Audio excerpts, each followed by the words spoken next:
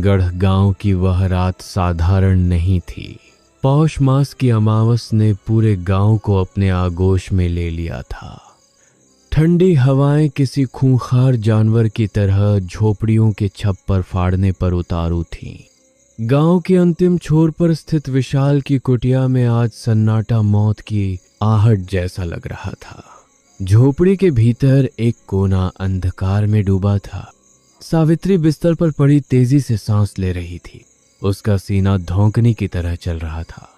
बुखार इतना तेज था कि उसके माथे से निकलने वाली भाप ठंडी हवा में साफ देखी जा सकती थी। विशाल अपनी पत्नी के पास बैठा उसके हाथों को मल रहा था। उसके हाथ पत्थर की तरह ठंडे हो चुके थे। पास ही ईशानी और उसका 15 साल का भाई रवि डरी हुई आंखों से अपनी मां को देख रहे थे। सावित्री, तू फिक्र मत कर, मैं भी शहर जाकर दवा लेकर आता हूँ। ये ठंड तुझे हरा नहीं पाएगी। नहीं विशाल, आज नहीं। आज पौष की अमावस है। तू भूल गया कि आज की रात दहकन वन जाग जाता है। बुजुर्ग कहते थे कि आज की रात जंगल रास्ता नहीं देता, बल्कि मुसाफिरों को लील जाता है।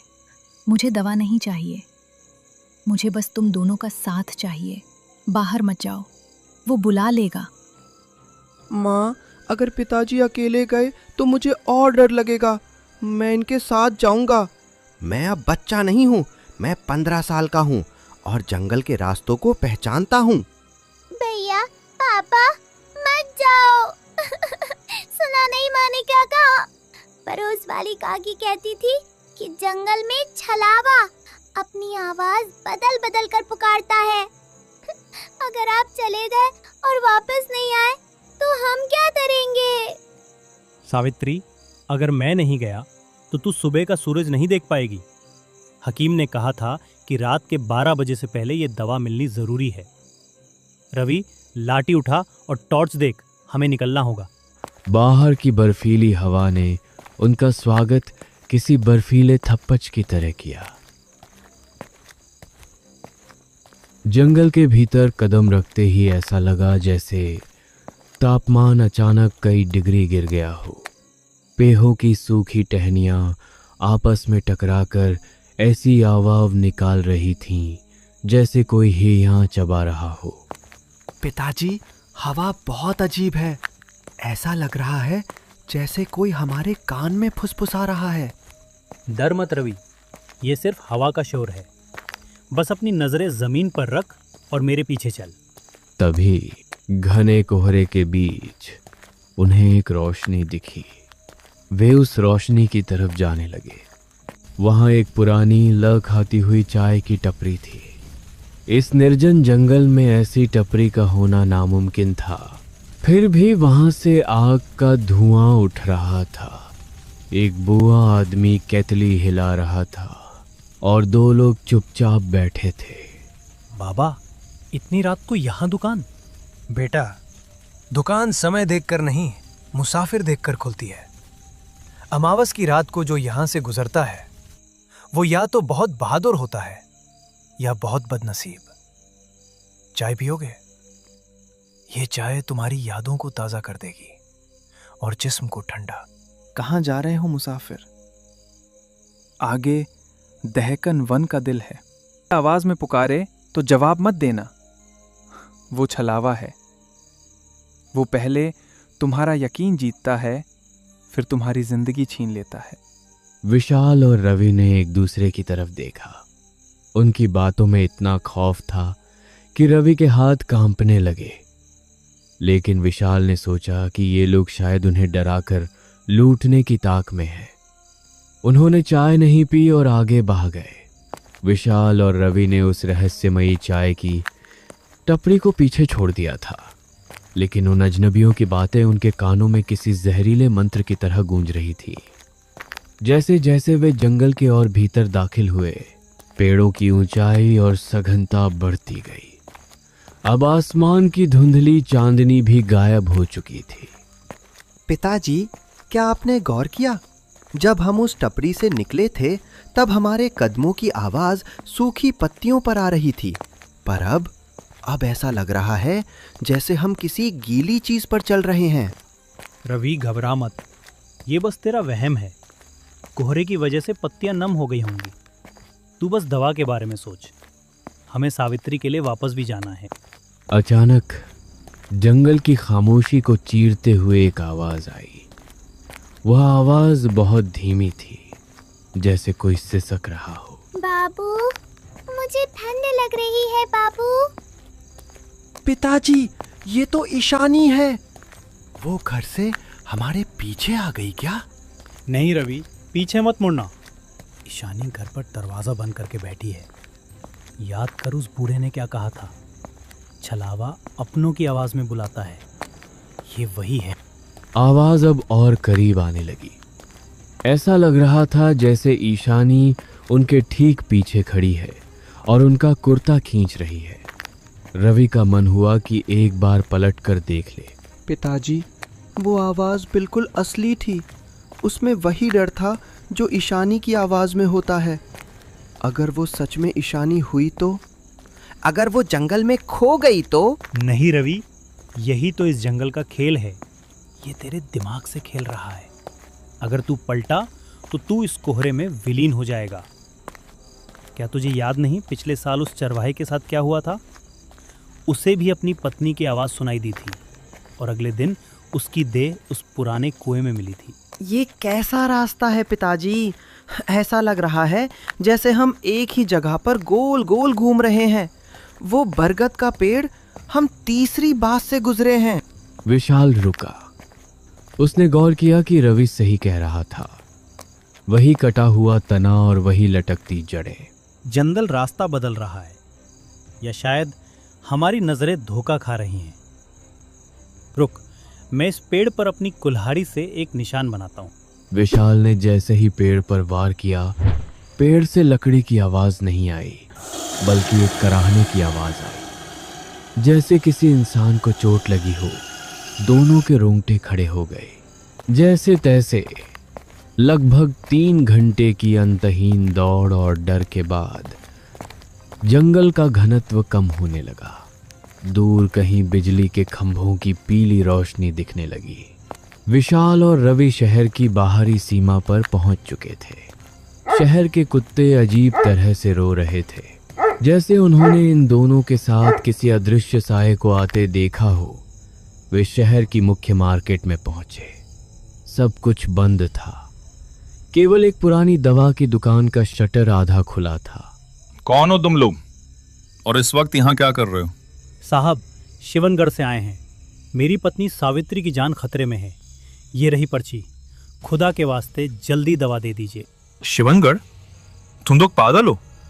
आज अमावस की रात है। दहकन मन के रास्ते से आए हो?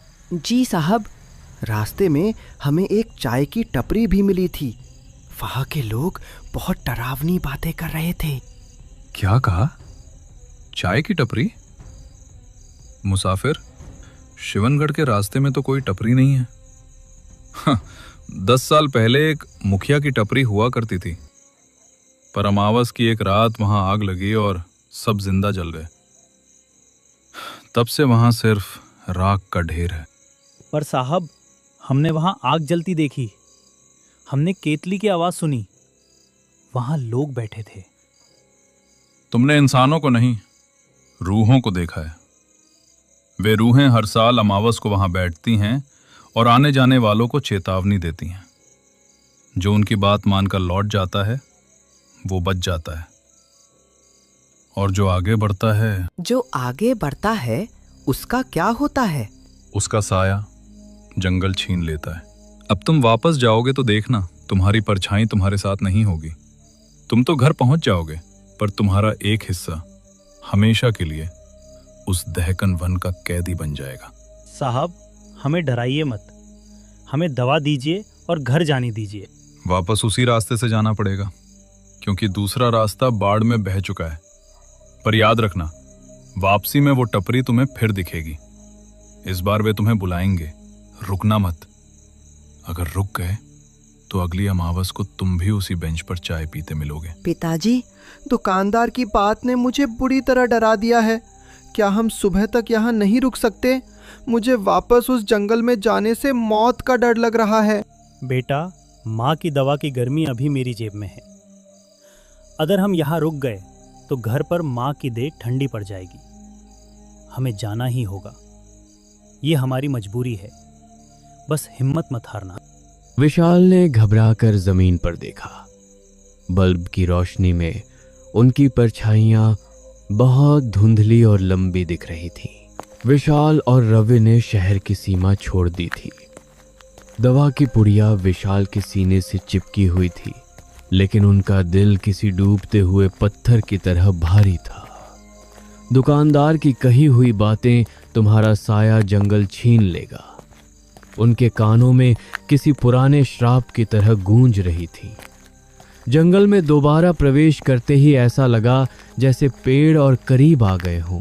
पगडंडी अब और संकरी हो गई थी। पिताजी, क्या आपको महसूस हो रहा है? हवा में अब वो ठंड नहीं है जो जाते समय थी। अब हवा में जलती हुई मांस जैसी कोई दुर्गंध आ रही है। ध्यान मत दे रवि, अपनी सांसों पर काबू रख। हमें बस उस जगह को पार करना है जहां वो टपरी थी। दुकानदार ने कहा था कि वे हमें फिर बुलाएंगे। हमें बस बहरा बन जाना है। तभी दूर कोहरे के पीछे से वही मध्यम रोशनी दिखाई देने लगी। वही चाय की टपरी, वही आग की लपटें। लेकिन इस बार कुछ अलग था। इस बार वहां कोई शोर नहीं था। जो लोग पहले बैठे थे वे अब बिल्कुल शांत थे और उनके सर नीचे झुके हुए थे। जैसे ही बाप बेटे उस जगह के पास पहुंचे, वह चाय वाला अचानक खड़ा हो गया। उसने अपनी सूखी हुई उंगली से विशाल की ओर इशारा किया। अरे मुसाफिर, रुक जाओ। दवा तो मिल गई, पर इसकी कीमत तो चुकाते जाओ। तुम्हारे बेटे की आंखों में जो चमक है वो मुझे चाहिए। बस एक प्याली चाय, फिर रास्ता तुम्हारा। पिताजी, मेरा पैर, मैं हिल नहीं पा रहा हूँ। रवि का पैर वहीं रुक गया। उसे ऐसा लगा जैसे कोई अदृश्य जंजीर उसे पीछे खींच रही हो। भाग रवि, ये सब झूठ है। ये मिट्टी और राख है। विशाल ने देखा कि टपरी पर बैठे हुए दो आदमी अब धीरे धीरे, उनके चेहरे पर खाल नहीं थी, सिर्फ काला धुआं था। विशाल ने अपनी पूरी ताकत लगाई। वे दोनों पागलों की तरह दौड़ने लगे। पीछे से उन रूहों के हंसने की आवाजें आ रही थीं जो अब चीखों में बदल चुकी थी। तुम भाग सकते हो, पर तुम्हारी परछाई यहीं रहेगी। दौड़ते दौड़ते रवि का पैर एक जड़ में फंसा और वह गिर पड़ा। विशाल उसे उठाने के लिए जैसे ही मुड़ा, उसने देखा कि पीछे सब कुछ शांत था। वो टपरी, वो रोशनी, वह बूढ़ा, सब कुछ गायब था। वहां सिर्फ घना कोहरा और काली जमीन पर कोई पदचिन्ह नहीं थे। सिर्फ राख की एक परत थी। पिताजी, वहां तो कुछ भी नहीं है। हम किससे बात कर रहे थे? हम किसके पास रुके थे? वो छलावा था बेटा। वे हमें रोकना चाहते थे ताकि हम सुबह तक यहाँ भटकते रहें और हमारी देह ठंडी पड़ जाए। चल, अब घर करीब है। रात के करीब 3 बज रहे होंगे जब विशाल ने अपनी झोपड़ी के दरवाजे पर दस्तक दी। सावित्री और ईशानी अंदर जाग रही थी। दरवाजा खुलते ही दोनों अंदर गिर पड़े। पापा, भैया, आप लोग ठीक तो हो? आपकी आंखों में इतना डर क्यों है? ईशानी जोर जोर से रोने लगी। तो झोपड़ी के भीतर एक लंबी और डरावनी चर्चा शुरू हुई। सावित्री, आज जो हमने देखा वो इस दुनिया का नहीं था। दहकन वन के उस पार एक और दुनिया बसती है, मरे हुए लोगों की दुनिया। माँ, वहाँ एक चाय की टपरी थी। वहाँ के लोग जानते थे कि हम आ रहे हैं। उन्होंने हमसे हमारी यादें और हमारी गर्मी मांगी, और जब हम वापस आए तो वहाँ कुछ भी नहीं था। सिर्फ मौत जैसी खामोशी थी। शिवनगढ़ के इस जंगल का इतिहास बहुत पुराना है। अमावस की रात को ये जंगल अपनी भूख मिटाने के लिए शिकार ढूंढता है, इसलिए तुम बच गए। पर विशाल, रवि, तुम्हारी परछाइयां कहाँ है? सावित्री अचानक रुक गई। उसकी नजर जमीन पर पड़ी। पूरे कमरे में सन्नाटा छा गया। लालटेन जल रही थी। ईशानी और सावित्री की परछाइयां दीवार पर साफ दिख रही थी, लेकिन विशाल और रवि जहां खड़े थे वहां जमीन बिल्कुल खाली थी। रोशनी उनके शरीर के पार जा रही थी, जैसे वे कोई पारदर्शी चीज हो। दुकानदार ने सही कहा था, उस जंगल ने हमारा एक हिस्सा छीन लिया। हम घर तो आ गए, पर हमारा साया अब भी उसी दहकन वन की टपरी पर बैठा होगा। रवि ने अपने हाथ देखे। वे असली लग रहे थे, पर उनकी छाया का न होना इस बात का सबूत था कि वे अब पूरी तरह से पहले जैसे इंसान नहीं रहे। बाहर अमावस्या की रात अब ढलने को थी, लेकिन कोहरा अभी भी झोपड़ी को घेरे हुए था। कम से कम तुम सुरक्षित हो। दवा काम कर गई। हमारे साए गए तो क्या हुआ, हमारा परिवार तो बच गया। विशाल ने सावित्री की ओर ही विशाल ने यह कहा। झोपड़ी की खिड़की पर एक दस्तक हुई। बाहर से एक परिचित आवाज आई, बिल्कुल विशाल जैसी आवाज। सावित्री, दरवाजा खोलो, मैं दवा लेकर आ गया हूं। अंदर बैठे विशाल और रवि के रोंगटे खड़े हो गए। जो बाहर खड़ा था वह विशाल का साया था, जो अब खुद विशाल बनकर वापस आ गया था। कहानी इस डरावने एहसास के साथ समाप्त होती है कि असली विशाल अंदर है या बाहर, यह कोई नहीं जानता। दहकन वन का छलावा उनके घर के दरवाजे तक पहुंच चुका था। शिवनगढ़ की वह अमावस कभी खत्म नहीं हुई।